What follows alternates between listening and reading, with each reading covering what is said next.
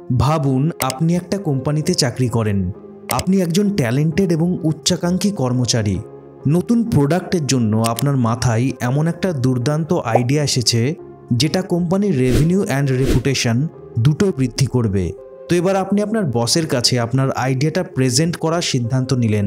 আপনি chart, graph এবং prototype সহ একটা ডিটেলড এবং ইমপ্রেসিভ প্রেজেন্টেশন প্রস্তুত করলেন। আপনি পুরোপুরিভাবে আত্মবিশ্বাসী যে আপনার বস আপনার আইডিয়া পছন্দ করবেন এবং আপনার উদ্যোগ ও ক্রিয়েটিভিটির জন্য আপনাকে পুরস্কৃত করবেন। তো আপনি যখন আপনার বসের কাছে আপনার আইডিয়া প্রেজেন্ট করলেন, আপনি লক্ষ্য করলেন যে তিনি আপনার আইডিয়াতে ততটা উৎসাহী নন যতটা আপনি আশা করেছিলেন। তিনি বিনয়ের সাথে আপনার বক্তব্য শুনলেন, কিন্তু তাকে ইমপ্রেসড বা ইন্টারেস্টেড বলে মনে হলো না। আপনার বস আপনাকে কিছু প্রশ্ন করলেন, আপনার আইডিয়ার কিছু সম্ভাব্য ভুল ও ঝুঁকির কথা তুলে ধরলেন এবং কিছু চেঞ্জেস ও ইমপ্রুভমেন্টের জন্য পরামর্শ দিলেন।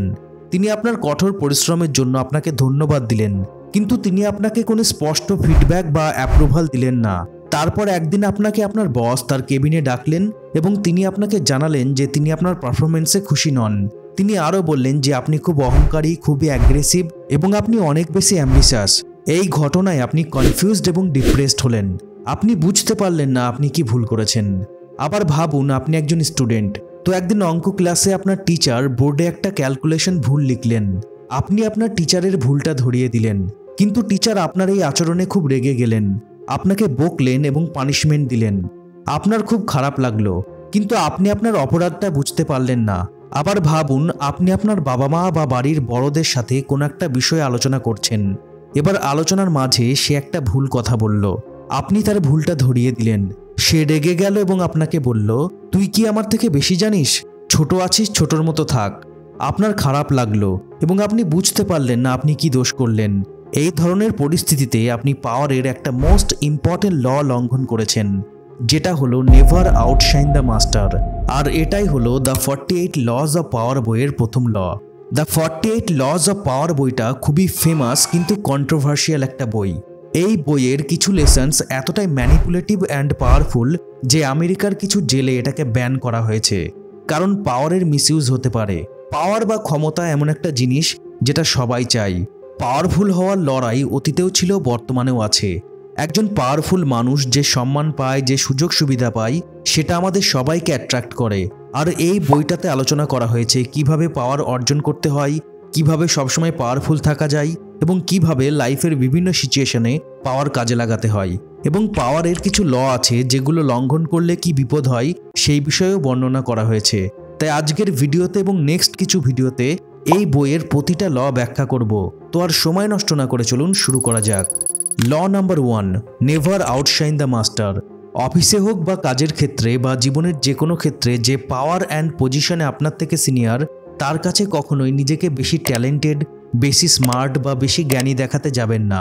আপনি যদি ভাবেন যে আপনি নিজেকে তার থেকে বেশি ট্যালেন্টেড, বেশি স্মার্ট এবং বেশি জ্ঞানী দেখিয়ে তাকে ইমপ্রেস করতে পারলে আপনার লাভ হবে, তাহলে আপনার ভাবনা ভুল। কারণ সে যখন দেখবে যে আপনি তার থেকে বেশি ট্যালেন্টেড, বেশি স্মার্ট, তখন সে ইনসিকিউর ফিল করবে। আর এই ইনসিকিউরিটির কারণে সে আপনাকে তার শত্রু মনে করবে, আপনাকে তার কম্পিটিটর মনে করবে, আপনাকে তার পথের কাঁটা মনে করবে এবং আপনি যাতে কোনোভাবেই তার থেকে বেশি সাকসেসফুল না হতে পারেন তার বন্দোবস্ত করবে। ইতিহাস এই ঘটনার সাক্ষী আছে। নিকোলা ফুকে ছিলেন ফ্রান্সের রাজা চতুর্দশ লুইয়ের অর্থমন্ত্রী। নিকোলা ফুকে একজন ধনী এবং প্রভাবশালী ব্যক্তি ছিলেন। তার বিভিন্ন ধরনের মানুষের সাথে কানেকশন ছিল এবং তার সমর্থকের সংখ্যাও ছিল অনেক বেশি। নিকোলা ফুকে রাজাকে ইমপ্রেস করে পরবর্তী প্রধানমন্ত্রী হিসাবে নিজের পজিশন সুরক্ষিত করতে চেয়েছিলেন। তাই রাজাকে সম্মান জানাতে এবং কৃতিত্ব প্রদর্শন করতে নিকোলা ফুকে তার নবনির্মিত প্রাসাদে একটা জমকালো পার্টির আয়োজন করেছিলেন। আতশবাজি, ফোয়ারা, নাচ গান এবং চমৎকার খাবার সহ পার্টিটা ছিল খুবই আকর্ষণীয়। পার্টিতে অনেক গণ্যমান্য ব্যক্তি, শিল্পী ও বুদ্ধিজীবীরা উপস্থিত ছিলেন। রাজা চতুর্দশ লুই নিকোলা ফুকের প্যালেস এবং পার্টির জাঁকজমক দেখে অবাক হলেন। তিনি মনে মনে ঈর্ষান্বিত হলেন এবং রেগে গেলেন। তিনি অনুভব করেছিলেন যে নিকোলা ফুকে তাকে ছাড়িয়ে যাচ্ছে এবং তার অথরিটিকে চ্যালেঞ্জ করছে। তিনি সন্দেহ করেছিলেন যে নিকোলা ফুকে তার এই বিলাসবহুল জীবনযাত্রার জন্য রাজকোষাগার থেকে অর্থ আত্মসাৎ করেছে। তিনি এটাও আশঙ্কা করলেন যে জনগণের মধ্যে নিকোলা ফুকের অত্যাধিক ক্ষমতা ও জনপ্রিয়তা তৈরি হয়েছে, যেটা তার শাসন কার্যের জন্য একটা থ্রেট হয়ে উঠতে পারে। পরবর্তীকালে হয়তো নিকোলা ফুকে সিংহাসন জয়েরও স্বপ্ন দেখবে। তাই রাজা নিকোলা ফুকেকে নিজের পদ থেকে সরানোর সিদ্ধান্ত নিলেন। তিনি তার মুখ্যমন্ত্রী কোলবার্টকে নিকোলা ফুকের ব্যাপারে তদন্ত করতে এবং তার দুর্নীতির প্রমাণ খুঁজে বের করতে নির্দেশ দিলেন। পার্টির কয়েক সপ্তাহ পরে রাজা নিকোলা ফুকেকে গ্রেপ্তার করলেন এবং রাষ্ট্রদ্রোহিতার অভিযোগে অভিযুক্ত করলেন। আদালতে নিকোলা ফুকের বিচার হলো এবং তাকে যাবজ্জীবন কারাদণ্ড দেওয়া হলো। নিকোলা ফুকেকে তার বাকি দিনগুলো একটা দুর্গে একা কাটাতে হয়েছিল। 19 বছর কারাবন্দী থাকার পর 1680 সালে নিকোলা ফুকে মারা যান। নিকোলা ফুকের ভুলটা ছিল তিনি রাজার সামনে তার প্রতিভা এবং সম্পদ প্রদর্শন করে দেখাতে চেয়েছিলেন যে সে কতটা পাওয়ারফুল এবং প্রভাবশালী, আর এটা দেখে রাজা ইনসিকিউর অনুভব করেছিলেন। নিকোলা ফুকের এই আচরণ রাজার হিংসা এবং ভয়কে উস্কে দিয়েছিল, যার ভয়ানক মূল্য চুকাতে হয়েছিল নিকোলা ফুকেকে। হার্ভার্ড বিজনেস স্কুলের একটা সমীক্ষায় দেখা গেছিল যে কর্মচারীরা তাদের ম্যানেজারের কাছ থেকে পজিটিভ ফিডব্যাক পেয়েছিল তাদের ফায়ার্ড এবং ট্রান্সফার হওয়ার সম্ভাবনা সেই সব কর্মচারীদের থেকে বেশি ছিল যারা ম্যানেজারের কাছ থেকে নেগেটিভ ফিডব্যাক পেয়েছিল, কারণ ম্যানেজাররা হাই পারফর্মারদের জন্য নিজেদের ইনসিকিউর অনুভব করেছিল এবং এই হাই পারফর্মার কর্মচারীদের থেকে মুক্তি পেতে চেয়েছিল। আবার ইউনিভার্সিটি অফ ব্রিটিশ কলম্বিয়া গবেষণার জন্য কিছু গ্রুপ টাস্ক কন্ডাক্ট করেছিল। এই গ্রুপ টাস্কে যারা তাদের গ্রুপের অন্য সদস্যদের ছাড়িয়ে গেছিল তাদের দল থেকে রিজেক্টেড হওয়ার সম্ভাবনা বেশি ছিল, কারণ তারা গ্রুপের স্টার পারফর্মার হওয়ায় বাকিরা তাদের দেখে জেলাস এবং ইনসিকিউর ফিল করেছিল। এই পৃথিবীর প্রায় সবার মধ্যেই ইনসিকিউরিটির ফিলিং আছে। আপনার মধ্যে, আমার মধ্যে, আমাদের সবার মধ্যেই ইনসিকিউরিটি কাজ করে। আপনি যে কাজই করেন না কেন, আপনি যদি সেই কাজে আপনার থেকে বেশি ট্যালেন্টেড, বেশি স্মার্ট কাউকে দেখেন, তাহলে আপনিও ইনসিকিউর ফিল করবেন। আপনিও আপনার পাওয়ার অ্যান্ড পজিশন হারানোর ভয় পাবেন। তবে খুব কম মানুষই আছে যারা অন্য কারোর ইনসিকিউরিটির অনুভূতিকে নিজের ফেভারে ইউজ করতে পারে। যে কোনো ক্ষেত্রে আপনার থেকে পাওয়ার অ্যান্ড পজিশনে বড় এমন মানুষের ইনসিকিউরিটির ফিলিংকে নিজের ভালোর জন্য ইউজ করতে বা পাওয়ারের প্রথম লটা অ্যাপ্লাই করার জন্য আপনাকে কিছু জিনিস মেনে চলতে হবে। প্রথমত, আপনার থেকে পাওয়ার অ্যান্ড পজিশনে যারা বড় তাদের সামনে কখনোই আপনার ক্ষমতা এবং অ্যাচিভমেন্টসের কথা বলবেন না। তার পরিবর্তে নিজের অ্যাচিভমেন্টসকে, নিজের সফলতাকে ছোট করে দেখান। আপনার সফলতার জন্য তাদের গাইডেন্স এবং সাপোর্টকে দায়ী করুন। এটা তাদের আরও আত্মবিশ্বাসী ও উদার অনুভব করাবে এবং তারা আপনাকে আপনার লয়্যাল্টি এবং নম্রতার জন্য পুরস্কৃত করবে। এটা যে প্রমাণিত সেটা বোঝার জন্য বেস্ট এক্সাম্পল হলো গ্যালিলিও। মোটামুটিভাবে আমরা সবাই জানি এবং বইয়ে পড়েছি যে গ্যালিলিও ছিলেন ইতালির একজন বিখ্যাত জ্যোতির্বিজ্ঞানী ও গণিতজ্ঞ। সেই সময়কালে গ্যালিলিওর মতো জিনিয়াসদেরও গবেষণা চালিয়ে যাওয়ার জন্য ফান্ডিং এবং রাজা ও রাজ পরিবারের সমর্থন প্রয়োজন হতো, আর এই সমর্থন পাওয়ার জন্য রাজা এবং তার পরিবারকে খুশি করতে হতো। গ্যালিলিও রাজাকে খুশি করার জন্য উপহার দিতেন, আর তার এই উপহারগুলো ছিল তার আবিষ্কার। যখনই তিনি নতুন কিছু আবিষ্কার করতেন তিনি সেটা রাজা এবং তার পরিবারকে উৎসর্গ করতেন। রাজা মহারাজাদের সায়েন্স, আর্টস এসবের ডেভেলপমেন্টে তেমন কোনো ইন্টারেস্ট ছিল না। তারা শুধু চাইতেন সবাই তাকে গুরুত্ব দিক, সম্মান দিক এবং তাকে মহান ভাবুক। আর গ্যালিলিও তার আবিষ্কারগুলো রাজা এবং রাজপরিবারকে উৎসর্গ করে তাদের মহান এবং ইম্পর্ট্যান্ট অনুভব করাতেন, আর তার জন্য তিনি রাজা ও রাজপরিবারের কাছ থেকে উপহার পেতেন। কিন্তু গ্যালিলিওর উপহার নয়, ক্যাশ টাকার দরকার ছিল। তো এই পরিস্থিতিতে তার মাথায় একটা আইডিয়া আসলো। তার লেটেস্ট আবিষ্কারটা ছিল জুপিটারের ব্যাপারে। আবিষ্কার উৎসর্গ করলে যেহেতু রাজপরিবারের কাছ থেকে শুধুমাত্র উপহার পাওয়া যায়, কেউ ক্যাশ টাকা দেন না, তাই তিনি সিদ্ধান্ত নিলেন যে তিনি তার আবিষ্কারকে 2-3টি রাজপরিবারকে উৎসর্গ করার পরিবর্তে শুধুমাত্র একটা রাজপরিবারকে উৎসর্গ করবেন, যেটা ছিল মেডিচি পরিবার। গ্যালিলিও মেডিচি পরিবারকে বেছে নিয়েছিলেন কারণ এই রাজবংশের প্রথম রাজা কসিমো I জুপিটারকে তার রাজ্যের প্রতীক বানিয়েছিলেন। অর্থনীতি, রাজনীতি, ধর্ম সব ক্ষেত্রেই মেডিচি পরিবারের অফিসিয়াল লোগো ছিল জুপিটার।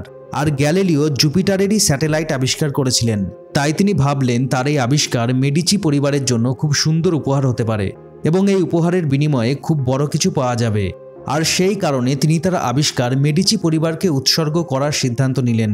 এমনকি তিনি একটা কাল্পনিক কাহিনীও তৈরি করলেন যে কিভাবে জুপিটারের স্যাটেলাইটগুলো মেডিচি পরিবারের সদস্যদের সাথে কানেক্টেড। এরপর একটা আকর্ষণীয় সেলিব্রেশন করে মেডিচি পরিবারকে স্বাগত জানিয়ে গ্যালিলিও জনগণের উদ্দেশ্যে ঘোষণা করে বললেন, সবাই দেখুন, ঈশ্বর আমার টেলিস্কোপে জুপিটারের যে 4টে স্যাটেলাইট বা মুন ধরা দিয়েছে সেগুলো আসলে মেডিচি পরিবারের আসন্ন পরবর্তী রাজকুমারের প্রতিফলন। এই 4টি মুন মেডিচি পরিবারের 4 জন শাসককে নির্দেশ করে, কসিমো I এবং তার 3 ভাই। গ্যালিলিও এটাও ঘোষণা করলেন যেটা ঈশ্বরের ইচ্ছা যে শুধুমাত্র মেডিচি বংশই রোম শাসন করবে এবং আগামী দিনে সারা বিশ্বে মেডিচি পরিবারের মর্যাদা বাড়তে থাকবে। গ্যালিলিওর এই ঘোষণার পরেই 1610 সালে কসিমো গ্যালিলিওকে রাজদরবারের দার্শনিক ও গণিতজ্ঞ হিসেবে নিযুক্ত করলেন, তাও আবার পুরো বেতন সহ। তো গ্যালিলিওর অভাবের দিন শেষ হলো। গ্যালিলিওর জীবন পাল্টে যেতে শুরু করলো। গ্যালিলিওর রাজার থেকেও বেশি বুদ্ধিমান ছিলেন। তিনি প্রতিদিন নতুন কিছু আবিষ্কার করতেন, কিন্তু রাজা গ্যালিলিওকে নিয়ে কখনোই ইনসিকিউর ফিল করতেন না, কারণ গ্যালিলিও কখনোই রাজাকে এটা বোঝানোর চেষ্টা করেননি যে সে রাজার থেকে বেশি বুদ্ধিমান এবং তার আবিষ্কারের কৃতিত্ব পুরোটাই তার নিজের, এখানে রাজার কোনো ভূমিকা নেই। বরং গ্যালিলিও সবসময় রাজাকে এটা বোঝানোর চেষ্টা করেছিলেন যে তার আবিষ্কারগুলো শুধুমাত্র রাজার কারণেই হচ্ছে, রাজার দয়ায় হচ্ছে, রাজা না চাইলে কখনোই সম্ভব হতো না। গ্যালিলিও তার ট্যালেন্টকে রাজার কাছে বড় করে দেখাননি এবং তিনি তার অ্যাচিভমেন্টসগুলোর জন্য রাজার সাপোর্টকে পুরোপুরিভাবে দায়ী করেছিলেন, আর রাজার প্রতি তার এই লয়্যালটি এবং নম্রতার জন্যই তিনি পুরস্কৃত হয়েছিলেন। নেক্সট, দ্বিতীয় যে বিষয়টা আপনাকে সবসময় মাথায় রাখতে হবে সেটা হলো আপনার থেকে পাওয়ার অ্যান্ড পজিশনে যারা বড় তাদের আপনার থেকে এবং অন্য যে কারোর থেকে বেশি স্মার্ট অনুভব করান। কারোর সামনে নিজেকে বোকা দেখিয়ে যদি আপনার লাভ হয় তাতে কোনো সমস্যা নেই।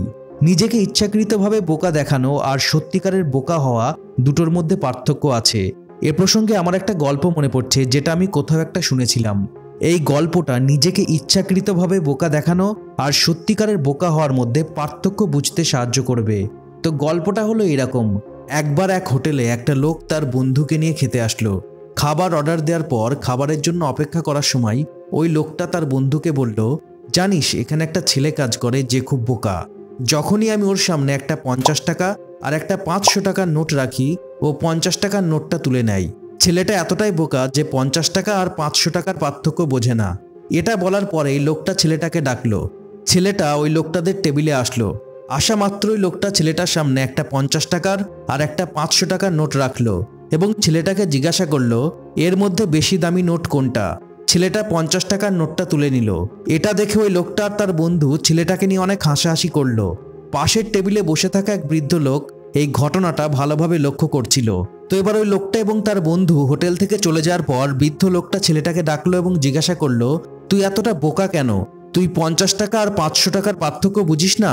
এর উত্তরে ছেলেটা হেসে বলল, এই লোকটা প্রায় দিনই কাউকে না কাউকে নিয়ে এসে আমার সাথে 50 আর 500 নোটের খেলাটা খেলে এবং আমার বোকামিকে নিয়ে হাসি ঠাট্টা করে মজা পাই।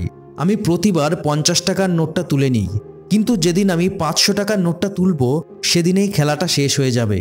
আমি প্রতিবার এই 50 টাকা নিয়ে এখনো পর্যন্ত 5000 টাকা জমিয়ে ফেলেছি। তো এই গল্পটা থেকে বোঝা গেল নিজেকে ইচ্ছাকৃতভাবে বোকা দেখানো আর সত্যিকারে বোকা হওয়া দুটোর মধ্যে পার্থক্য আছে। আসলে জেনে বুঝে কারোর কাছে বোকা সেজে থাকা কোনো দুর্বলতা নয়, বরং সেটা একটা ট্যালেন্ট যেটা নিজের ভালোর জন্য ব্যবহার করা যেতে পারে। তো নেক্সট যে বিষয়টা আপনাকে বুঝতে হবে সেটা হলো আপনার থেকে পাওয়ার অ্যান্ড পজিশনে যারা বড় তাদের প্রশংসা করুন, আন্তরিকভাবে প্রশংসা করুন। প্রশংসা করতে গিয়ে যেন অতিরিক্ত অযৌক্তিক অবাস্তবিক প্রশংসা করবেন না, না হলে তাদের মনে হবে আপনি আপনার স্বার্থ সিদ্ধির জন্য তেল মাখাচ্ছেন। এমনভাবে চালাকির সাথে প্রশংসা করতে হবে যাতে মনে হয় আপনি সত্যি মন থেকে ন্যাচারালি প্রশংসা করছেন। যেমন ধরুন আপনার বসের সাথে আপনার মিটিং আছে, এক্ষেত্রে আপনি আপনার বসের স্টাইল বা তার পার্সোনালিটি সম্পর্কে পজিটিভ কিছু বলার মাধ্যমে মিটিং শুরু করুন। এটা তাকে ভালো অনুভব করাবে এবং আপনার কথা শোনার জন্য তাকে আরও বেশি মনোযোগী করে তুলবে। আমেরিকার 44তম প্রেসিডেন্ট বারাক ওবামা স্পিচ দেওয়ার সময় তার শত্রু মিত্র সবার প্রশংসা করতেন, আর তিনি তার এই ট্যালেন্টকে কাজে লাগিয়ে সহজেই অন্যদের মন জয় করতে পারতেন এবং ইনফ্লুয়েন্স করতে পারতেন। তাই আপনার থেকে পাওয়ার অ্যান্ড পজিশনে যারা বড় তাদের ন্যাচারাল এবং লজিক্যাল প্রশংসা করুন। নেক্সট যে বিষয়টা আপনাকে ফলো করতে হবে সেটা হলো আপনার থেকে পাওয়ার অ্যান্ড পজিশনে যারা বড় তাদের কাছ থেকে কোনো কিছু শেখার সময় কখনোই তাদের ইগোকে আঘাত করবেন না। সিনিয়রদের কাছ থেকে কিছু শিখতে চাইলে তাদের কাছে নিজেকে এমনভাবে প্রেজেন্ট করুন যে আপনি যে বিষয়টা শিখতে চাইছেন সেই বিষয়ে আপনার কোনো নলেজ নেই। আপনার সিনিয়র আপনাকে শেখাচ্ছে বলে আপনি শিখতে পারছেন। এটা করলে আপনার সিনিয়র ভালো অনুভব করবে এবং আপনাকে শেখাতে আগ্রহী হবে। কিন্তু যদি আপনি উল্টোটা করেন, আপনি যদি বলেন এসব আমার শেখার দরকার নেই, এসব ব্যাপারে আমার অনেক নলেজ আছে, তাহলে আপনার বস বা সিনিয়রের ইগো হার্ট হবে, যার ফল আপনাকে ভবিষ্যতে ভুগতে হবে। লাস্ট এবং মোস্ট ইম্পর্টেন্ট যে বিষয়টা আপনাকে মাথায় রাখতে হবে সেটা হলো যদি এমন কোনো সিচুয়েশন তৈরি হয় যে ক্ষেত্রে দেখা গেল আপনার থেকে উঁচু পজিশনে যারা আছে তাদের আউটশাইন করে ফেলছেন বা ছাড়িয়ে যাচ্ছেন, তাহলে সেটা এমনভাবে করুন যাতে তাদের উপকার হয় বা তাদের কাছে সেটা সুন্দর দেখায়। এক্ষেত্রে সাকসেসফুল হওয়ার পর তাদের সাথে ক্রেডিট শেয়ার করুন। গাইডেন্স অ্যান্ড সাপোর্টের জন্য তাদের পাবলিকলি সবার সামনে ধন্যবাদ জানান। এটা তাদের অ্যাপ্রিসিয়েটেড এবং রেসপেক্টেড ফিল করাবে, যার ফলে তারা আপনাকে আরও বিশ্বাস করবে এবং ভবিষ্যতে আপনাকে আরও বড় কিছুর সুযোগ দেবে। যেমন ধরুন, আপনি একজন ট্যালেন্টেড অ্যাক্টর কিন্তু অতটা ফেমাস নন এবং তার জন্য আপনাকে স্ট্রাগল করতে হচ্ছে। তো এবার আপনি একজন বিখ্যাত ডিরেক্টরের সাথে একটা মুভি করার সুযোগ পেলেন। মুভিটা তৈরি হলো, দেখা গেল মুভিটা হিট হলো, আপনি অনেক ফেমাস হয়ে গেলেন, এমনকি আপনি বেস্ট অ্যাক্টর ক্যাটাগরিতে অস্কার পাবেন এবং আরও অনেক অ্যাওয়ার্ডস পাবেন। তো এবার হয়তো আপনি নেম ফেম সব কিছুতেই ডিরেক্টরকে ছাপিয়ে গেছেন। এই সিচুয়েশনে আপনাকে যেটা করতে হবে সেটা হলো অ্যাওয়ার্ডস নেওয়ার সময় এবং ইন্টারভিউ দেওয়ার সময় আপনাকে অবশ্যই আপনার ডিরেক্টরের প্রশংসা করতে হবে। ডিরেক্টর কিভাবে আপনার অ্যাক্টিং ইমপ্রুভ করতে আপনাকে ইন্সপায়ার করেছেন, কিভাবে আপনাকে প্রতিটা মুহূর্তে সাহায্য করেছেন, এই ব্যাপারগুলো পাবলিকলি স্বীকার করতে হবে। এটা ডিরেক্টরকে অ্যাপ্রিসিয়েটেড এবং রেসপেক্টেড ফিল করাবে এবং নেক্সট কোনো মুভির জন্য সে আপনাকে রেকমেন্ড করবে। তবে মাথায় রাখতে হবে, আপনি সবাইকে সবসময় খুশি করতে পারবেন না, কিন্তু যাকে খুশি করলে আপনার ভালো হবে, ভবিষ্যতে আপনার উন্নতির সুযোগ থাকবে, তাকে অবশ্যই খুশি করতে হবে। কারণ পাওয়ারফুল মানুষের সাথে শত্রুতা বাড়ালে যেসব পরিস্থিতির মুখোমুখি হতে হবে তার জন্য আপনি সবসময় প্রস্তুত নাও থাকতে পারেন। তবে এটাও মনে রাখতে হবে, কাউকে খুশি করতে গিয়ে নিজের সেলফ রেসপেক্ট যেন বিকিয়ে না যায়। তো এই ছিল দ্য 48 লজ অফ পাওয়ার বইয়ের প্রথম ল। আশা করি এই লটা আপনি সঠিক কাজে ইউজ করে আপনার লাইফে পজিটিভ চেঞ্জ আনতে পারবেন। আর ভিডিওটা হেল্পফুল মনে হলে এবং ভালো লাগলে ভিডিওটা অবশ্যই লাইক ও শেয়ার করুন। আর এরকম হেল্পফুল ভিডিও নিয়মিত দেখার জন্য only few minute YouTube channel এখনই সাবস্ক্রাইব করুন। আর যদি অলরেডি সাবস্ক্রাইব করেছেন তাহলে আপনাকে অনেক অনেক ধন্যবাদ। ভালো থাকুন, সুস্থ থাকুন, অনলি ফিউ মিনিট দেখতে থাকুন। আমি আপনার বন্ধু Shakil. Thanks for watching. Have a good day.